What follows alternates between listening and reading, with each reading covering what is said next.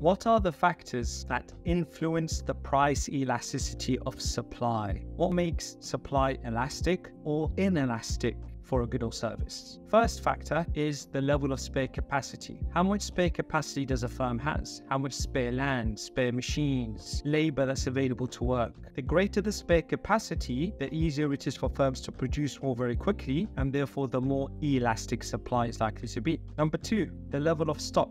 How much stock of a good does a firm has? And therefore, if the price was to change, how easy is it for them to release that stock? So for example, if a car manufacturer produce many more cars that have been unsold, they'll leave them in stock in a car park. If the price increases, they can easily release those cars onto the market. So the greater the level of stock, the more elastic supply is likely to be. Next, the perishability of the product. How quickly does it go off? The more perishable a product is, the more difficult it is to stock, and therefore the more inelastic supply would be. For example, fruit is very perishable. This means we cannot stock fruit and we have to produce them regularly and sell them as soon as possible, otherwise they would go off. So the more perishable a good is, the more inelastic supply would be. Another factor is time period. In the short run, supply is likely to be inelastic. It's very difficult for firms to produce more very quickly.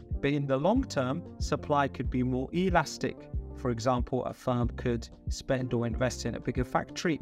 A farmer could invest in a larger plot of land. Finally, how easy it is for a firm to enter a market. The easier it is for firms to enter a market and start producing more of a good, the more elastic supply would be. For example, if the price of chocolate bars increase, firms could enter the market and start producing more chocolate bars. So therefore supply is elastic. But if the price of smartphones like Apple iPhones increase, it's very difficult for new firms to enter and start producing smartphones. Therefore, supply is likely to be inelastic.